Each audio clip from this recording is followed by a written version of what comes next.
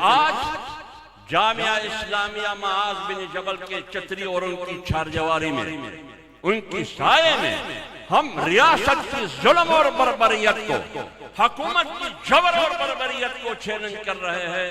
कोई माई का लाल मुझे नहीं रोक सकता। क्यों? ये जबान मुझे किसने दी? मैं क्यों हुकूमत को ललकार रहा हूं? मैं रियासत को क्यों ललकार रहा हूं एक गरीब मौलवी होते हुए? इसलिए मुझे पाकिस्तान की आईन ने जबान दी है, मुझे पाकिस्तान की आईन ने ताकत दी है।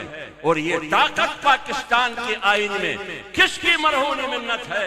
ये शासी मौलवी और जमीयत उलमा इस्लाम की मरहूनी मिन्नत है। यह है तारीख मेरे भाई। इसलिए शासी मौलवी पर तनकीद न करें। हमारे सफों में उलमा की सूरत में बहुत बड़े बड़े उलमा मौजूद हैं कि सियासत से दूर रहो, सियासत से दूर रहो, वक्त जाया ना करे, दर्स से जुड़े रहो, खानकाह से जुड़े रहो, सियासत से दूर रहो। तो फिर मौलाना दरख्वास्ती साहब रहमतुल्लाह अलैह के बारे में आपकी राय, वो तो शेखुल हदीस भी थे, हाफिजुल हदीस भी थे, वो तो शेखुल कुरान शेखुल तफसीर भी थे, वो मदरसे के मोहतमिम भी थे, वो जमीयत उलमा इस्लाम के अमीर भी थे, तो वो शासी भी थे, दाई भी थे, मुदर्रिस भी थे, शेखुल कुरान भी थे, शेखुल हदीस भी थे। जब आप ये कहते हैं कि तुलबा को ये दर्स देते हैं, आप अपने दरुस में, अपने असबाक में ये दर्स देते हैं कि सियासत से दूर रहो, आप ये दर्ज देते हैं, इसका मतलब यह है कि आप कौम को गुलाम बनाना चाहते हैं। इसका मकसद यह है कि आप मौलवी को गुलाम बनाना चाहते हैं। हालांकि मदरसे का मकसद हुर्रियत और आजादी।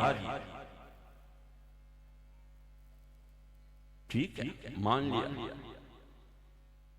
तुलबा को कहो कि सियासत से दूर रहो, लेकिन सियासत जमीयत उलमा इस्लाम की बुनियाद ये किसने रखी? शेखुल हिंद महमूद अल हसन रहमतुल्लाह अलैह ने ये बुनियाद रखी। अगर जो वो उस वक्त जेल में था, उसकी क़ियादत रिहाई के बाद जमीयत उलमा इस्लाम की क़ियादत शेखुल हिंद ने की।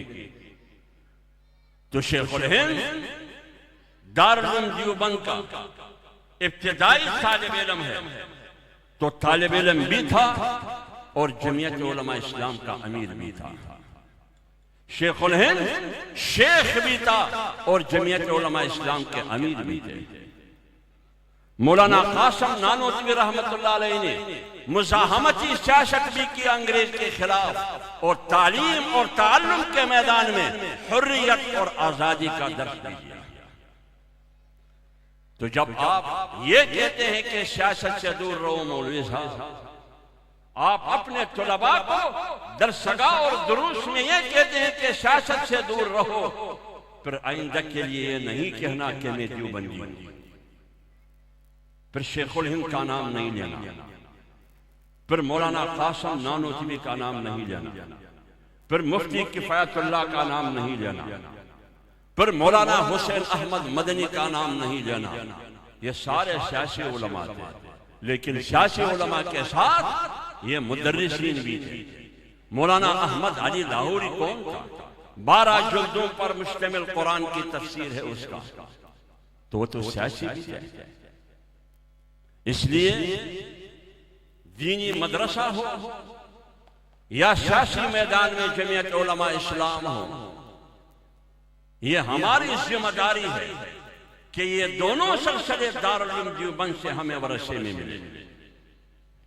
एक मौलाना कासिम नानोतवी से वरसे में मिला है और जमीयत उलमा इस्लाम हमसे हमें शेखुल हिंद से वरसे में मिला है। तो जब हम अकाबिर की बात करते हैं, अकाबिर की अहदाफ और मकासद की तहफ़्फ़ुज़ करने की बात करते हैं, इस्लामी अफकार और नजरिए की बात करते हैं, तो फिर आपका फर्ज ये होगा कि एक तरफ दीनी मदरसे के तो आप कायल हैं, लेकिन जमीयत उलमा इस्लाम की सियासत के आप कायल नहीं हैं। फिर तो आप मफलूक हैं, आपके जिस्म का आधा हिस्सा मफलूक है। शेखुल हिंद को सियासी मैदान में नहीं मानते, मौलाना कासिम को मानते हैं।